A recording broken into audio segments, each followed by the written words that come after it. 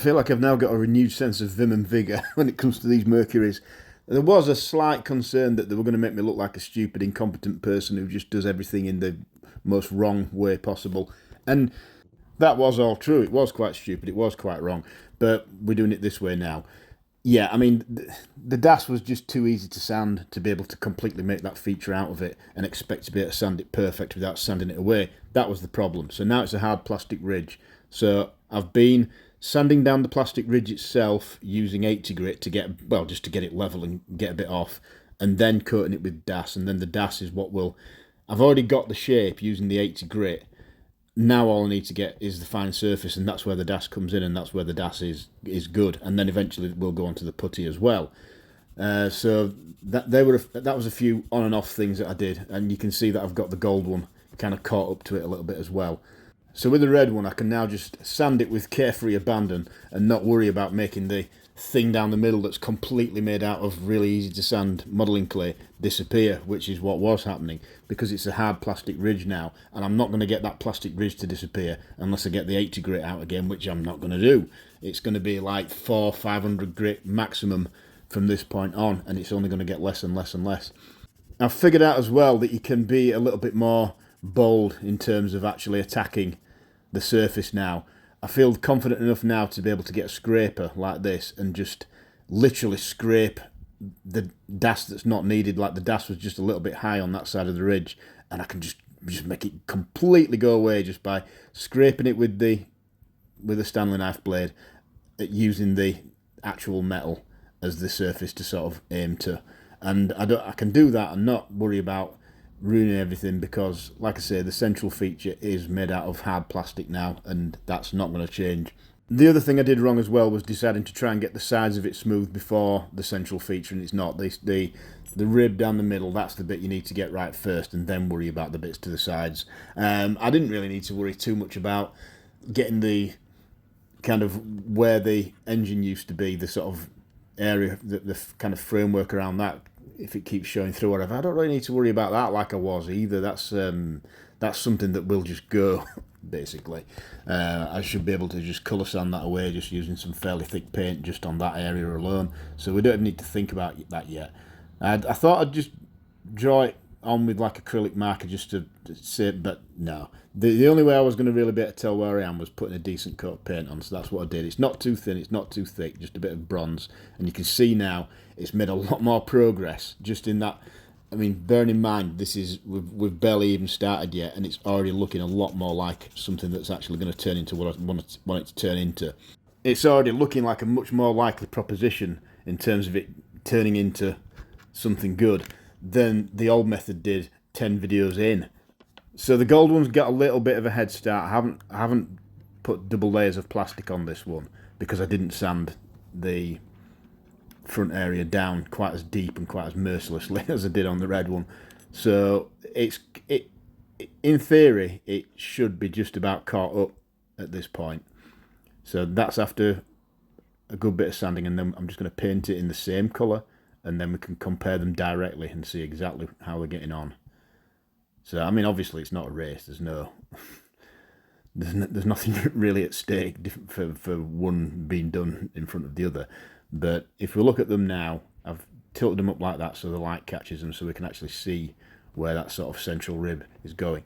And I would say how I've placed them here is about right. I think the red one's still a little bit in front. It's got the gold one's got a bit of catching up to do. Remember the Seaver Spider? It looked nice like this, didn't it? But I couldn't leave it alone. I had to do something else with it. It was a little bit risky because what I had in mind could have turned out really badly, and then I'd have had to completely strip the whole thing and just start again and do it in a different colour, or, well, not necessarily a different colour, but the fact that I'd saved the original manufacturer paint, that would have been lost. But I just had to do something with it. I just wanted it to take it just that little bit further, because it looked nice like that, but it didn't look done. It still looked like an unwritten book. So I packed that and a few of its buddies off into the spray booth. I only used one colour of red. I used the same red for all 4 of these that I'm doing, but the red's going on to different bases in every case. So on this occasion, I mean, I wasn't expecting it to turn out as well as that. So that's just Tamiya Red Clear straight onto what we onto the original manufacturer kind of bronze and those sort of highlights that we'd flared into it. The Tanzara, I wasn't happy particularly with that either. So I just thought another coat of clear red over that sort of slightly crimsony red and it should look all right. What I did with the Dodge Dart, because I thought it was time we did something with the Dodge Dart and the Coronet. So I did them both in just a white base coat. I mean, you've just got to be a little bit careful like that, how you put it on. But then what I did with the Coronet, I've got this stuff that's like, it's in an aerosol and it claims to be pink pearl. It's not. What it does, it just puts a little bit of a pearlescent coat like that onto any colour base. The lid implies that you can use it as a paint in its entirety. It's completely false. You've got to put a base down. It's just that you'll get a kind of pink pearl layer on top of whatever base that you use. If you try and just use that straight onto the bare metal, it'll just look like the bare metal with a little bit of a pearly coat, which again isn't bad. So it's useful stuff. It's just, I feel sorry for the person who bought that, because it's just something that you get in like a DIY shop. I feel sorry for the person who bought that thinking they were just going to, I don't know, paint one of the kids' toys pink and as a nice surprise for them or something, because it wouldn't have done that at all. Anyway, so it's the same red going onto the Coronet and the Dart.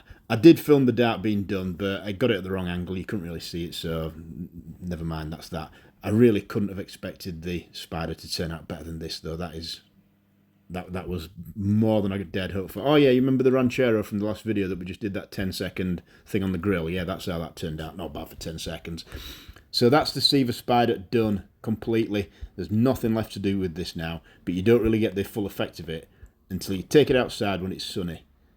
And then you get that. Like I say, I really wasn't expecting it to turn out this well. It's amazing what original Matchbox pearlescent metallics will look like under, because like I said, that bronze, that is still under there. There's just a layer of transparent red, and I just can't believe how well the bits that are flared and left as like shiny silver bare metal have blended in with the rest of it, and it all just looks one complete colour like this.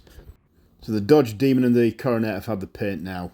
There's still more to do to them, obviously, but I mean, they were two of the worst to start with. I mean, the Coronet had been defaced by some kid, for one thing. So they've both ended up in what looks like quite a similar shade of candy red. The Demon is just white underneath there with transparent red on top, so it's literally candy red.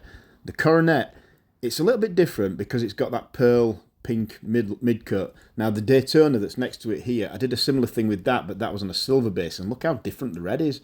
You wouldn't really expect that. A silver and a white, that's the only difference between these two. They've got the same mid coat and the same top coat, but in the case of the Coronet, when you get that out in the sun, it really is proper candy apple red.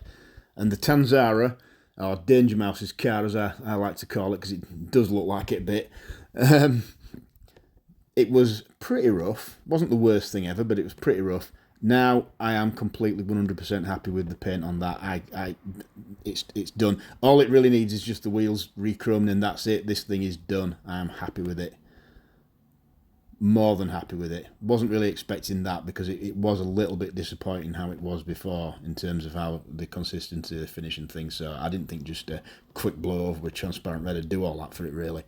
So let's just finish on the Spider basking in the sun. So that's how it was before. It wasn't bad, really, but just look at it now. Thanks for watching.